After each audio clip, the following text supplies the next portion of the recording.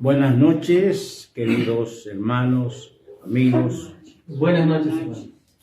Nuevamente vamos a continuar con nuestras reflexiones que iniciamos anoche.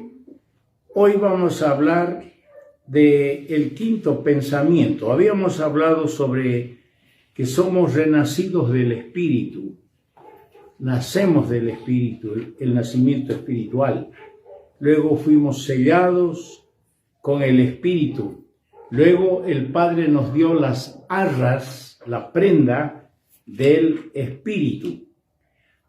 Luego vimos que somos ungidos y bautizados con el Espíritu.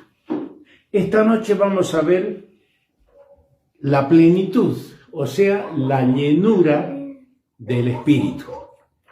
Estos temas parecen fuera de lugar a veces, porque queremos otra cosa más suavita, queremos otra cosa menos complicada.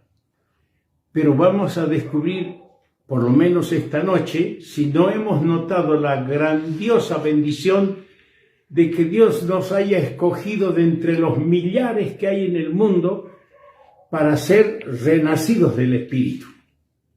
Yo dije anoche, el mundo quiere ver portentos, quiere ver milagros. Hay predicadores que invitan a presenciar, dice, venga con nosotros, esta noche va a haber grandes milagros. Pero para mí el más grande milagro, lo dije anoche, es el que Cristo me haya salvado. Que Cristo, que el Señor me haya hecho nacer de su Santo Espíritu. No entiendo cómo. Lo que sé es que me di cuenta que era pecador. Me di cuenta perfectamente por las Escrituras lo que el Espíritu iba interpretando a mi vida, de que el Señor, el Santo, el Justo, el ser más sublime que los cielos, cargó con mi suciedad y mi pecado en su cuerpo en el madero. Y le confesé mis pecados. Y nací de nuevo. ¿Cómo? No sé. Y pusimos el ejemplo de la oruga, del gusano, que de repente se duerme, forma su casa, una crisálida, y después de 21 días sale de ese cascarón, abre sus alas. Ya no es un gusano, es una mariposa. Se ha producido una metamorfosis. Los biólogos, los que estudian a los insectos, a los animales, no entienden qué es lo que pasa ahí adentro de esa crisálida. Yo no entiendo qué es lo que ha hecho el Espíritu, pero me ha hecho nacer de arriba, me ha hecho nacer de nuevo. Y no soy engendrado de carne, de sangre, ni de hueso, dice en el capítulo 1 de Juan, sino de Dios. Y dije otra cosa importante anoche en el primer punto. Una criatura que nace no tiene pasado. No tiene pasado. Y nosotros somos nuevas criaturas, de manera que si alguno está en Cristo, nueva criatura es, las cosas viejas pasaron. Todas son hechas nuevas. ¡Qué bendición! Pensar que millones y millones de pecadores, que no merecemos nada, un día vamos a cantar sin cansarnos en el cielo al que nos amó y nos lavó de nuestros pecados con su sangre. Esperando estamos ese día, cuando de todas las latitudes, de todas las razas, en todos los idiomas, cantaremos un solo idioma en el cielo, a nuestro Señor. Ahora entramos al otro tema. Yo quiero que primero leamos un texto de la palabra en Efesios. Efesios capítulo 5.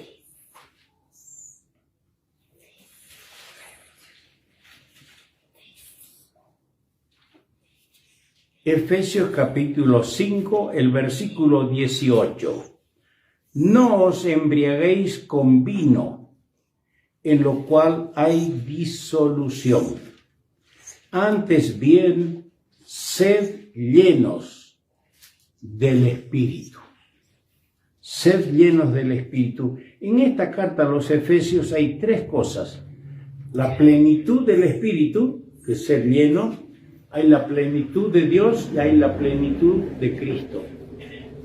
No vamos a hacer ese tema, pero lo digo para que ustedes lo busquen personalmente. La plenitud de Dios, la plenitud de Cristo y en el texto que leemos, la plenitud del Espíritu Santo. Sed llenos. Esto es del presente. Lo que hemos mencionado anoche, las cuatro cosas que hemos mencionado, ya nosotros lo tenemos. No tenemos que orar para nacer de nuevo, porque ya hemos nacido de nuevo. No tenemos que pedirle a Dios que nos selle con su Espíritu, porque ya estamos sellados.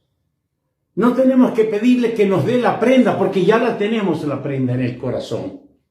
No tenemos que orar para que el Señor nos bautice, porque ya fuimos bautizados, dice en 1 Corintios 12:13, porque por un solo Espíritu fuimos bautizados. Dice clarito la Escritura, ya fuimos. Entonces, aquí hay otra cosa del Espíritu en relación a nosotros los creyentes. Dice, sed llenos. Es una experiencia esto. Esto es una experiencia que se vive a diario, el ser lleno del Espíritu. Y esta experiencia persigue una finalidad. Y la finalidad que persigue no es nuestro engrandecimiento, como lo hacen ciertos grupos carismáticos que quieren ser llenos del Espíritu para tener poderes, don de lenguas, don de sanidades. No, la finalidad de ser lleno del Espíritu es para que Cristo sea engrandecido dentro de nosotros. Esa es la finalidad, no para que yo sea grande, para que yo sea famoso, sino para que el Señor crezca dentro de nosotros. Pero esta experiencia conlleva muchos sacrificios, muchas mortificaciones de la vieja naturaleza.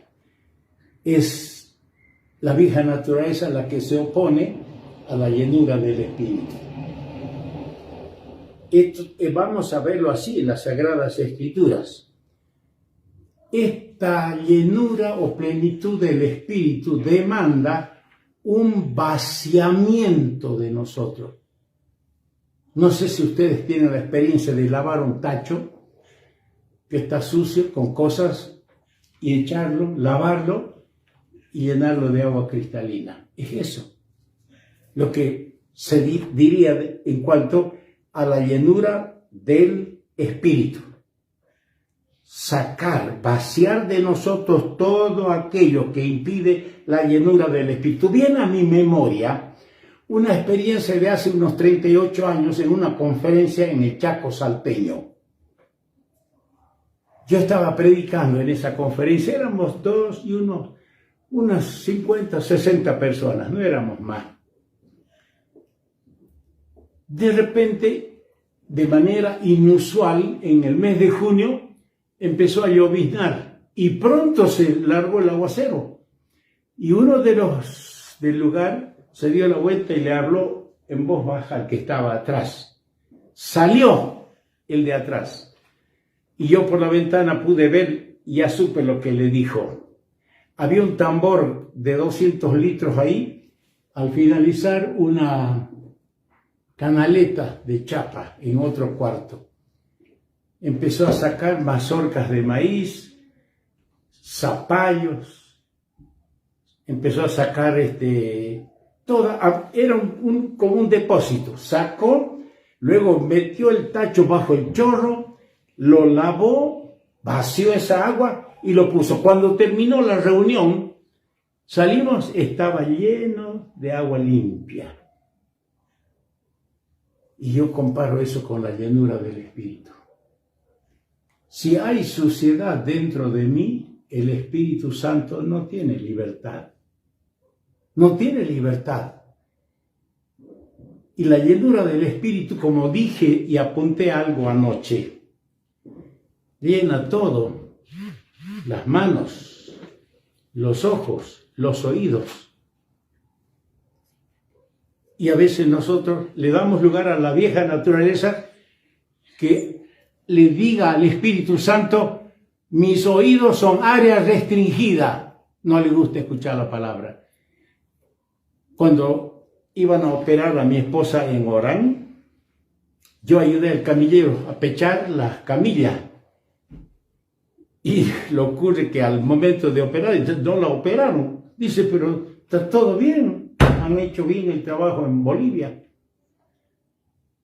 Resulta que fuimos pechando la camilla, llegamos a un lugar y los camilleros dicen, hasta aquí nomás, usted no entra. No, ¿por qué no? Es mi esposa. No, usted no entra, señor. Lea ahí lo que dice, área restringida. No puede entrar. Y es así lo que hacemos con el Santo Espíritu de Dios. ¿Cuántas veces he hecho de partes de mi ser áreas restringidas para el Espíritu? No le he dado el lugar que le corresponde.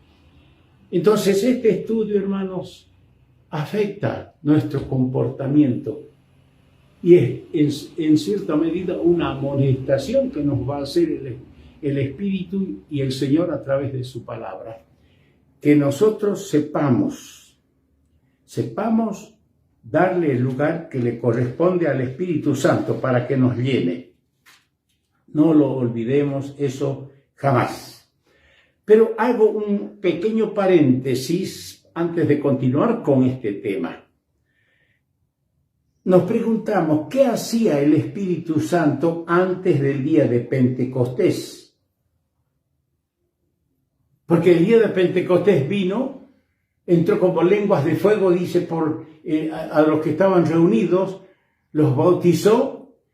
Y luego ellos tenían la capacidad de hablar en lenguas que nunca habían estudiado, idiomas que nunca aprendieron. Y predicó Pedro ese día y 3.000. El Señor nunca vio 3.000 convertirse.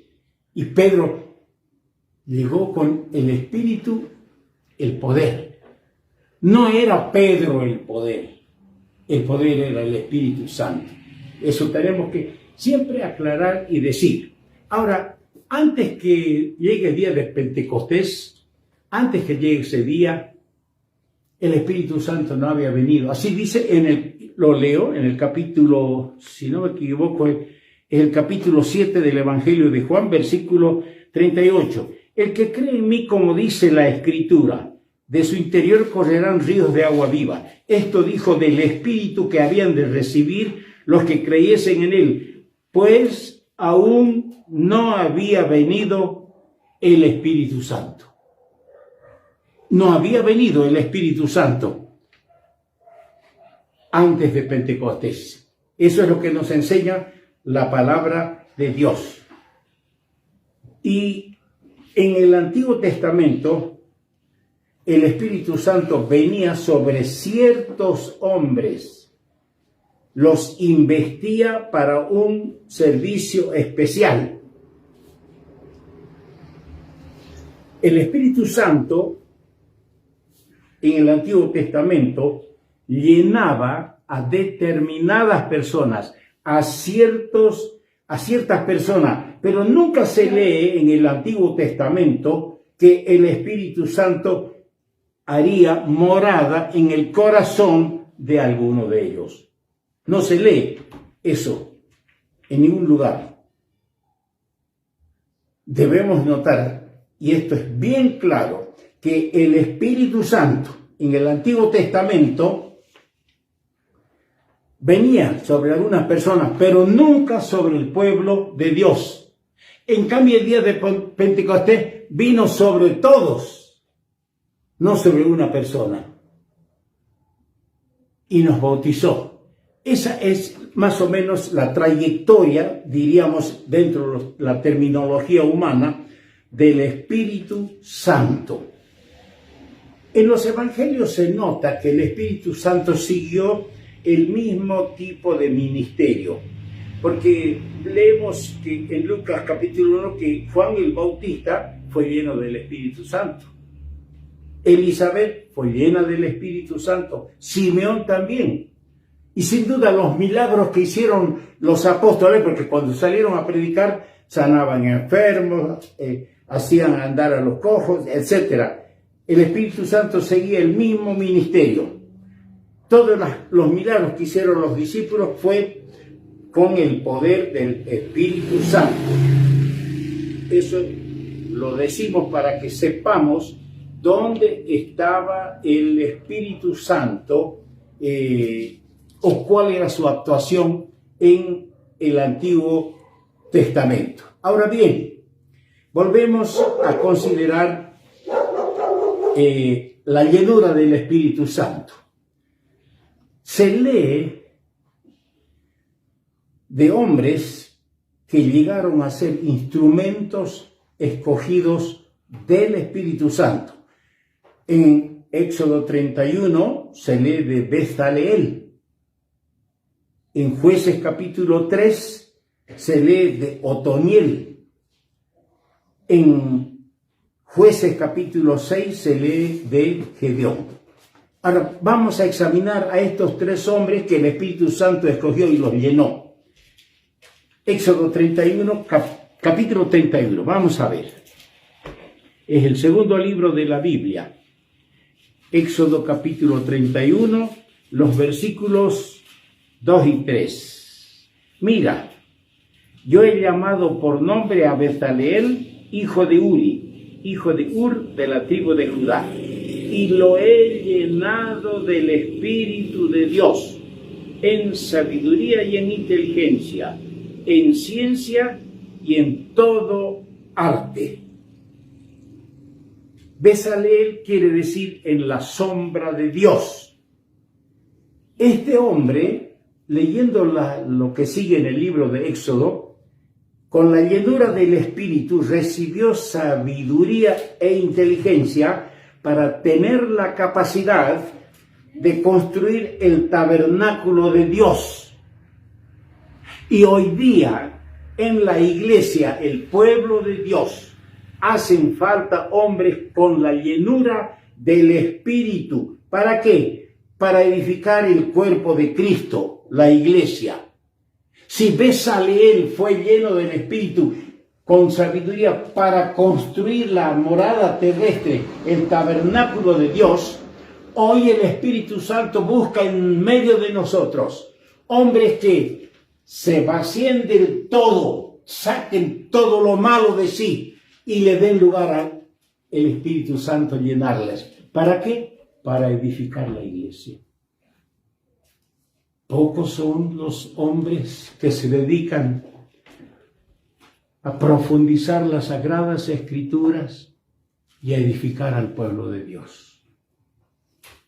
Oremos. Si no podemos nosotros ser los que lo vamos a hacer, oremos por aquellos hermanos que tratan de edificar sanamente al pueblo de Dios. Tenemos el segundo que mencionamos en el libro de Jueces, y lo vamos a leer. Jueces, el capítulo 3. Jueces, capítulo 3, el versículo, o los versículos 9 y 10. Entonces clamaron los hijos de Israel a Jehová, y Jehová le levantó un libertador a los hijos de Israel, y los libró. Esto es a Otoniel, hijo de Cenaz, hermano menor de Caleb. Y el Espíritu de Jehová vino sobre él. Fíjese, el Espíritu de Jehová vino sobre él y juzgó a Israel y salió a la batalla. Y Jehová entregó en su mano a Cushan-Risataim, rey de Siria, y prevaleció su mano contra Cushan-Risataim. Aquí tenemos a otro personaje, Otoniel. Dios es mi fuerza, quiere decir Otoniel. ¿Y quién fue este Otoniel? Fue el primer juez. Ustedes saben cuántos jueces hubo en Israel, ¿no? 15. El primero fue Otoniel y el último fue Samuel. Y luego no quiso el pueblo más la teocracia y prefirió la monarquía. Queremos un rey como las demás naciones. Pero este fue el primer juez, Otoniel, que con la presencia del Espíritu de Jehová sobre él, dice que recibió la capacidad ¿de qué? De hacer las guerras de Dios y de juzgar al pueblo de Dios. Estos hombres hacen falta hoy día. Hombres que hagan las guerras de Dios. Hombres que juzguen en la iglesia, como dijo el Señor en Juan 7:24, que juzguen con justo juicio. Hacer las guerras de Dios no es ser pendenciero, porque en la iglesia hay algunos que son guerreros, pero pelean entre hermanos de nada. Los hombres que están llenos del Espíritu Santo hacen las guerras, pero las guerras contra las tinieblas, las guerras contra aquellos que tratan de destruir la iglesia. Y de esto nos habla precisamente Otoniel. Luego tenemos el otro tercer hombre, Gedeón. En Jueces también, en este mismo libro de Jueces, el capítulo 6, y vamos a leer el versículo 34. Gedeón 6:34. Entonces el Espíritu de Jehová vino sobre Gedeón, y cuando éste tocó el cuerno, los abiezeritas se reunieron con él. Ahí está, el Espíritu de Jehová vino sobre Gedeón. Gedeón quiere decir abatidor. El hombre que aparece, y esto es importante, aparece en un lagar sacudiendo el trigo. Este es el hombre que estaba dispuesto a defender el alimento. Si leemos el capítulo anterior, los enemigos venían como langostas y les quitaban todas sus cosechas. No dejaban qué comer. Y este es el trabajo del diablo. ¿Sabe? A veces, hermanos, tenemos que decir, es lindo trabajar, es lindo ganar platita. Pero a veces nos lanzamos al trabajo, al negocio, y no nos alimentamos. No defendemos para nuestra alma el alimento de la palabra de Dios. Hay dos cosas que me hacen tanto bien. Una es que el hermano Sebastián Vidaurre todos los días manda una porción de la palabra. Otra que la hermana Sonia, una señorita, baja del internet La Buena Semilla, el alimento diario. Yo termino de estar de rodillas con mi Señor, hablándole, porque he aprendido que es mejor hablarle a Dios primero antes de hablarle a los hombres. Y he aprendido que es mejor escucharle a Dios primero antes de escuchar la voz de los hombres. Y luego leo la porción, varias veces tengo ahí bosquejos que nunca los he predicado, de la porción que el hermano manda cada día, el Espíritu Santo me regala. En el momento hago los apuntes, los bosquejos, 3 puntos, 4 puntos, 7 puntos, porque es la palabra de Dios. Es el alimento. Y hermano, lo descuidamos. Este mundo acá, mire, vivimos prendidos del celular. Todo es el celular. A veces yo tengo que enojarme con los nietos. Van a almorzar, damos gracias, prestan atención para dar gracias, y luego, en vez de comer, están ahí en la mesa con el celular. Nos ha hecho tanto daño que no nos alimentamos. Poco tiempo tenemos para la palabra. Visité un creyente viejo y le digo, hermano, y me olvidé de llevar mi Biblia. Yo siempre tengo una yica que hacen los Huenayek. Ahí llevo yo folletos y mi Biblia. Y me pedí, hermano, présteme su Biblia, vamos a leer un salmo. Y el hermano, el viejo, le dice al nieto, anda encima del ropero, ahí está la Biblia. Trae la Biblia, me la da blanca. Le digo, qué linda su Biblia. Le digo, blanca. No, hermanito, agarró la Biblia.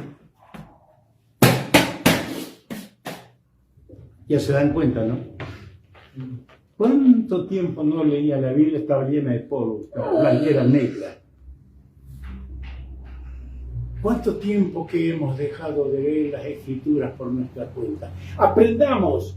Gedeón tuvo la llenura del Espíritu Santo y estaba defendiendo el trigo, el alimento que el enemigo les quitaba cada día. Estos hombres hacen falta en la iglesia. Hombres que luchen y peleen por el alimento. ¿Cuál es el alimento? Dice el apóstol Pedro en la primera carta, capítulo 2, verso 2, la leche espiritual no adulterada. Más, dice en Hebreos 5, 13, es el alimento sólido. A veces nos gusta leche nomás, qué feo, ¿no? Lechecito nomás, dice. Nos gusta que nos hablen suavito, cuando ya empezamos a hablar más profundo, este hermano es muy golpeador, dice. No les gusta el alimento sólido, no les gusta, no nos gusta. Nos hace cosquillas o nos empieza a causar algo raro. ¿Cuáles son estos hombres? Los que pelean por la fe una vez dada a los santos. Ya no quedan muchos de esos hombres que peleen por la fe una vez dada a los santos. Gedeón peleaba por el alimento. Y en un lagar, miren, porque el trigo se ventea donde hay viento. Se lo ventea. Él estaba en un lagar, pero estaba cuidando el alimento. Y esos son los hombres que Dios busca. Ese fue el hombre que el Espíritu Santo buscó. Lo llenó y le dijo, vas a salvar, pero ¿cómo? ¿Con qué fuerza? Ya he visto, tienes amor por el alimento. Y ganó las guerras del Señor. Ganó la batalla en muchos frentes. Gedeón ganó la batalla. Tenemos que reconocer. Ahora, pasando al Nuevo Testamento, también vamos a citar a 3 hombres en el Nuevo Testamento. Tenemos en Hechos capítulo 4. A ver, vamos a leer. Hechos, el capítulo 4, el versículo 8, dice así. Entonces Pedro, lleno del Espíritu Santo, les dijo, gobernantes del pueblo y ancianos de Israel. Pedro quiere decir piedra, ustedes saben bien. Aquí en el Nuevo Testamento leemos de Pedro lleno del Espíritu y con esa capacidad de la llenura del Espíritu Santo, Pedro dio testimonio de lean todo el discurso, dio testimonio de la resurrección y el poder de Cristo, proclamando la salvación únicamente en su nombre. Y que en todo el discurso no encontramos ni una palabra en cuanto a él o a su experiencia. Él no dijo, el Espíritu Santo me llenó, tengo poder para predicar. No, todo era la gloria para el Señor. Y eso me cuesta aprender, que en el vivir diario, que en el predicar, debo buscar siempre la honra y la gloria del Señor. Y por supuesto, el bienestar para su pueblo. Esto hizo Pedro. Pero hay otro hombre en el mismo libro de los Hechos, capítulo 7, versículo 55. Pero Esteban, lleno del Espíritu Santo, puesto los ojos en el cielo, vio la gloria de Dios. Fíjese, lleno del Espíritu Santo, vio la gloria de Dios y a Jesús que estaba a la diestra de Dios. Aquí tenemos a Esteban. Esteban quiere decir coronado. También como resultado de esa misma llenura, esa misma plenitud del Espíritu, tuvo una visión plena de Cristo y dio testimonio de su gloria, pese a que lo estaban matando a pedradas. Y el Espíritu lo llenó. Los otros lo llenaban el cuerpo con piedras y el Espíritu Santo lo llenó. Y dijo, veo la gloria de Dios. Y el Señor está sentado a la diestra del Padre. Y murió diciendo, Señor Jesús, no les tomes en cuenta este pecado. En tus manos encomiendo mi espíritu. Usando las mismas palabras de su Señor y Salvador.